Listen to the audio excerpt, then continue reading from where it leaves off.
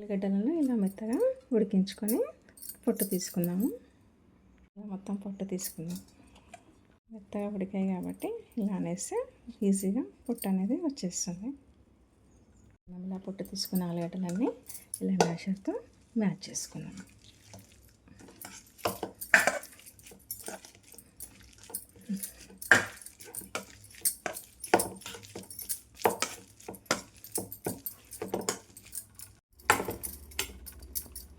కొద్దిగంత మిరియాల పొడి, అంత అల్లం వెల్లిపాయ పేస్ట్, రుచికి సరిపడా కారం, salt, 1 table spoon cornflour, 1 table spoon బియ్యం పిండి. ఇప్పుడు మనం వీటినన్నిటిని మంచిగా కలుపుకుందాం.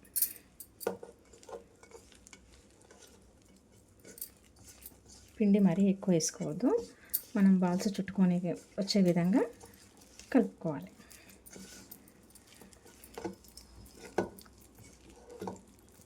పిండిని ఇలా కలుపుకుంటే సరిపోతుందంత. మనకి కావాల్సిన సైజులో బాల్స్ అనేది చుట్టుకుందాం. చేతికి ఇలా ఆయిల్ రాసుకొని ఇలా చేసుకుంటే సరిపోతుంది. ఇదిగోండి, ఇలా చేసుకొని డీప్ ఫ్రిడ్జ్లో కూడా నిల్వ చేసుకోవచ్చు. 10 days వరకు అయినా ఉంటాయి. మనకు కావాల్సినప్పుడు డీప్ ఫ్రై చేసుకుంటే సరిపోతుంది. మనకు కావాల్సినన్ని బాల్స్ ఇలా చేసుకుని, మనకు ఇష్టం బాల్స్ అయినా చేసుకోవచ్చు, ఇలా స్టిక్స్ లాగా అయినా చేసుకోవచ్చు. మనకు కావాల్సినన్ని చేసుకొని డీప్ ఫ్రై చేసుకోవాలి. ఇప్పుడు మనం మిగతాయి కూడా అన్నీ అలాగే సిమ్లో మంట ఉంచి నిదానంగా ఫ్రై చేసుకుంటాం.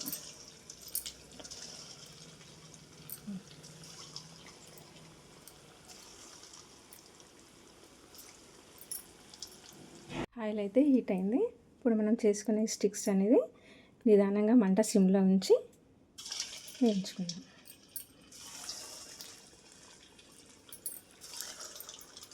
మంట సిమ్లో ఉంచి వేయించుకోవాలి, లేదంటే లోపల పైన బ్లాక్ అయిపోతాయి. లోపల ఇదిగోండి, ఇలా ఇంకా కొద్దిగా వేగాలి. గోల్డెన్ కలర్లో వస్తే సరిపోతుంది.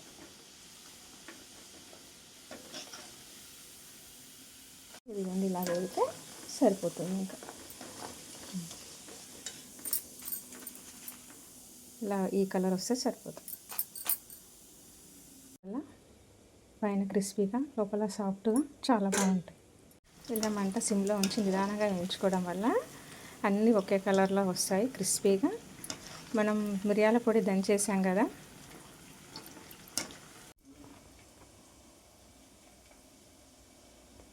ఎంతో టేస్టీ ఆలూ స్టిక్స్ రెడీ. ఇలా పనసపండు తొనలు తీసి ఇందులో నుంచి సీడ్స్ అన్నీ తీసి పక్కన పెట్టి వీటిని పెంక మీద మంచిగా వేయించుకోవాలి. ఈ పండులో కంటే ఈ గింజలోని పోషకాలు ఎక్కువ ఉంటాయి. ఈ పండులో ఉండే పోషకాల కన్నా పండు లోపల ఉండే గింజలకే పోషకాలు అనేది ఎక్కువగా ఉంటాయి.